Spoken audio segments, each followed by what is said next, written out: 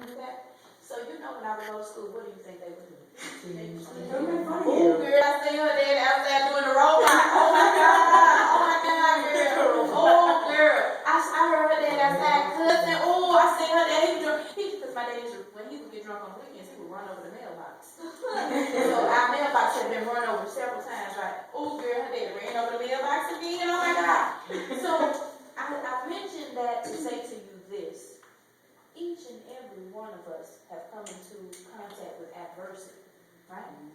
But it's that adversity, can we just be real right? It is that adversity that God is using to bring out something even greater within us. Because had it not been for that adversity that I had gone through, or the adversity that Shaq had gone through, or maybe the adversity that your volunteer had gone through, Miss Angela had gone through, we would not be able to talk to you, right? Because there's a scripture that says that these trials are tests of our faith that make us grow stronger, right? So these adversities are simply the difficulty that we go through in order for us to get to a level of greatness that God has for us. And we cannot think that because we come from messed up families or messed up backgrounds or crazy things that happen in our families, that something great is not for us. Because it is. Because how cruel would it be for God to give people who do nothing, don't care anything about him, all this wonderful stuff and forget about us and just give us hell on earth? That'd be a cruel God, wouldn't it? But that is not how he works. A lot of times it is because he gives us these trials. He thinks so much more of us because he knows Aaron can handle it. Baby Sue out there couldn't handle half the stuff that Aaron went through. Raven can handle it. Because let somebody else grow up in a house like that, they probably try to do something to themselves or do something to other people. But I let her go through it because I knew that if I let her go through it, she would use her test as part of her testimony. And that testimony would help to save the lives of other people. Because as long as we're on this earth, there are going to be testimonies or tests, there are going to be trials, there are going to be adversities. But who's going to be a light into the darkness of other people? Us. But it's all in our perception. There's a communications theory that says that life is really 10% action, 90% perception. Simply meaning that it is more about how we see a thing than the thing that actually happens to us. So are we going to see these things so that we can be walking around? Because I had a student at Clark one time, y'all. It's the greatest to get on my nerve. She was lazy as a coon on a hot summer day with a bunch of ticks on her.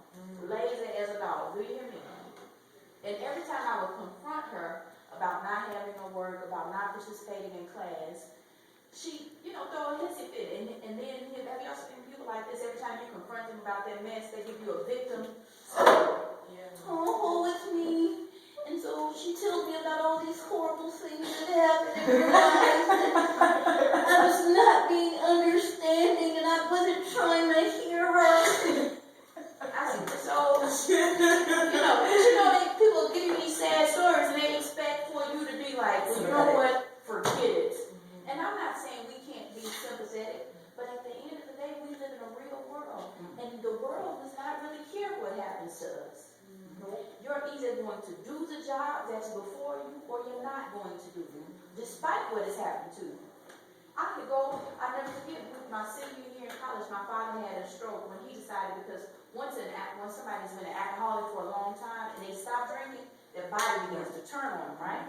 So my father had stopped drinking, but all of a sudden, like a series of things began to happen to his body, right? And the first thing was he had a stroke. And so I missed turning in my research paper.